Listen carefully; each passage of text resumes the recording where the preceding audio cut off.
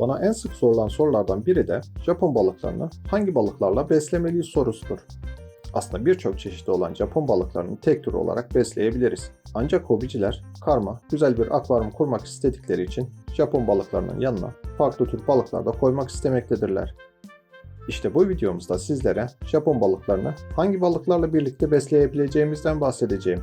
Ayrıca hangi balıklarla birlikte beslemememiz gerektiğini de anlatacağım. Haydi başlayalım.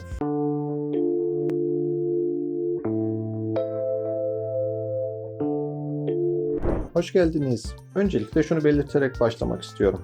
Bir balık türünü farklı balıklarla birlikte beslemek istiyorsak hem o balığa zarar verebilecek balıklardan kaçınmalıyız hem de o balığın zarar verebileceği balıklardan kaçınmalıyız. Yani Japon balıklarına zarar verebilecek balıklar da tercih etmemeliyiz. Japon balıklarının zarar vereceği balıkları da tercih etmemeliyiz. Bu sebeple Japon balıklarını farklı tür balıklarla bir arada beslemek için ortak paydada buluşmak gerekir. Yani ortak akvaryum şartları olan ve birbirlerine karşı uyumlu türleri bir arada beslemeliyiz. Örneğin ciklet türü bir balık ile Japon balıklarını bir arada beslerseniz hem beslenme yönünden sıkıntı olabilir hem de saldırgan olan ciklet türü balıklar sebebiyle Japon balıklarında çeşitli ölümler olabilir. Ya da sıcak su seven bir tür ile Japon balıklarını beslerseniz sıcaklığa bağlı olarak iki türden biri olumsuz etkilenecektir.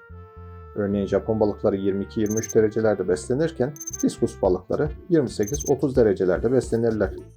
Bu iki türü çok sevseniz bile aynı akvaryuma koymanız mümkün olmayacaktır. Bu sebeple karma akvaryum yaparken balıkların ideal yaşam koşullarını araştırmanızı tavsiye ederim. Aksi takdirde çeşitli sorunlarla karşılaşılması kaçınılmazdır. Açıkçası ben yine de sizlerin Japon balıklarını tek tip olarak beslemenizi tavsiye ederim. Ancak videomuzun konusu Japon balıklarıyla uyumlu türler olduğu için sizlere bu balıkları tek tek anlatacağım. Burada şu uyarıyı da yapmak istiyorum.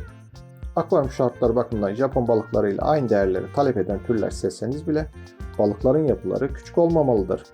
Japon balıkları etçil de beslenebildikleri için ağızlarına sığacak küçük balıkları yemekten çekinmezler. Bu sebeple de küçük yapılı balıklar kesinlikle Japon balığı akvaryumuna konulmamalıdır.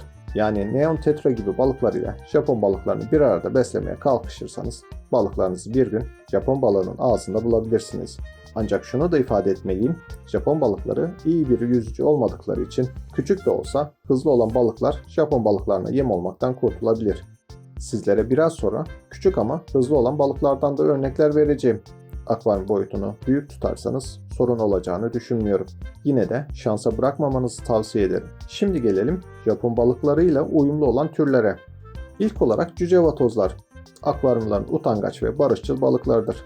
Genelde saklansalar da bizlerin görünmediği dönemlerde ve özellikle geceleri aktif olan balıklardır.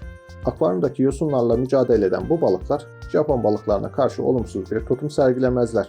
Mukozalarının sert olması sebebiyle de Japon balıklar tarafından rahatsız edilmezler.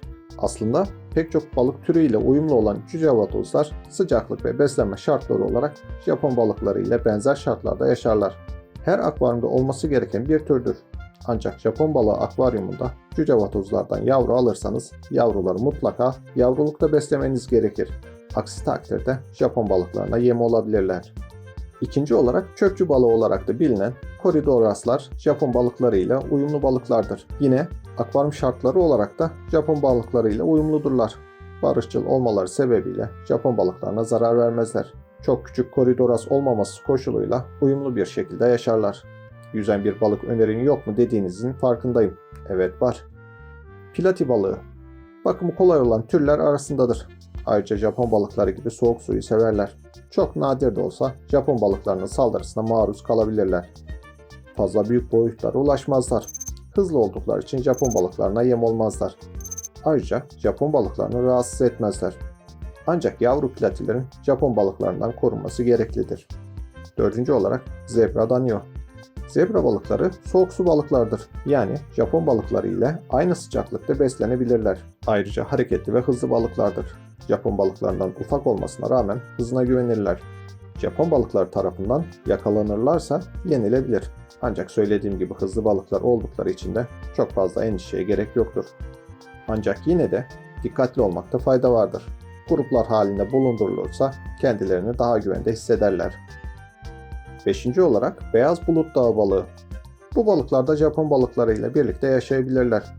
aslında küçük yapıda balıklardır. Japon balıklarının ağızlarına sığabilirler. Ancak çok hızlı olduklarından yakalanmaları çok zordur.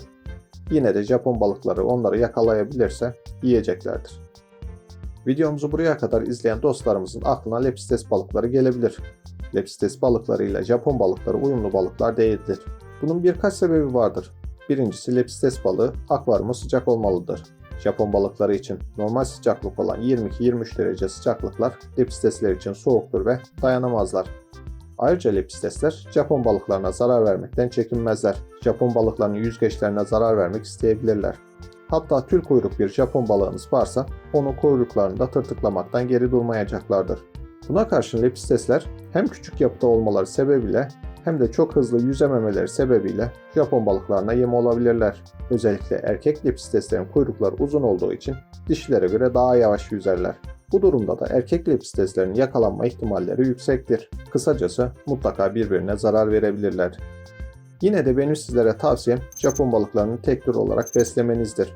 Zaten kendi içerisinde farklı yapıda ve özellikle Japon balıkları vardır. Birbiriyle uyumlu Japon balıklarını bir arada besleyerek çok güzel akvaryumlar kurabilirsiniz. Şimdi diyebilirsiniz ki Japon balıkları arasında da uyum sorunu oluyor mu? Evet, Japon balıkları türleri arasında da uyum sorunu olabilir. Çünkü çok fazla varyetesi olduğu için kendi içinde farklı özellikler sergilemektedirler. Bu sebeple de birbirlerine zarar vermektedirler. Ayrıca birbirlerine fiziksel olarak zarar vermeseler bile hızlı yüzebilen bir Japon balığıyla yavaş yüzebilen bir Japon balığını birlikte beslemeye kalkışırsanız yavaş yüzen Japon balığı maalesef yeterince beslenemeyecek ve yem bulma sıkıntısı çekecektir. Yine burada balık seçimi yapmadan önce iyi bir araştırma yapmanızı tavsiye ederim. Burada bir uyarıda daha bulunmak istiyorum. Japon balıklarını ister tek tür olarak besleyin, isterseniz de karma bir akvaryum kurun. Mutlaka akvaryum boyutuna ve akvaryuma uygun filtre sistemi seçmeye özen gösterilmelidir. Her zaman söylediğim gibi ideal akvaryum koşulları oluşturmalıyız. Aksi takdirde balık ölümleri kaçınılmaz olacaktır. Bildiğiniz gibi sizlere daha önce Japon balıkları ile ilgili pek çok video hazırladım. İdeal Japon balığı akvaryumu, Japon balığı yemleri, Japon balığı davranışları gibi pek çok video yayınladım. Eğer izlemediyseniz onları da izlemenizi tavsiye ederim. Yakın zamanda Japon balığı türlerini anlatacağım video da yayında olacak. Böylece Japon balıkları serimizde eksikleri gidermiş olacağız. Son olarak Japon balığı akvaryumuna dışarıdan balık eklemek istediğinizde aldığınız balıkları akvaryuma koymadan önce mutlaka aşılama yapmalısınız. Aşılamanın nasıl yapılacağına dair sizlere daha önce bir video hazırlamıştım. Onu mutlaka izleyin.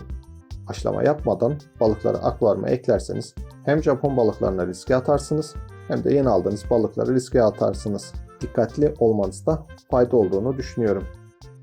Videomuzu buraya kadar izlediyseniz ve verdiğimiz bilgilerin faydalı olduğunu düşünüyorsanız videomuzu beğenmenizi ve kanalımıza abone olmanızı rica ediyorum.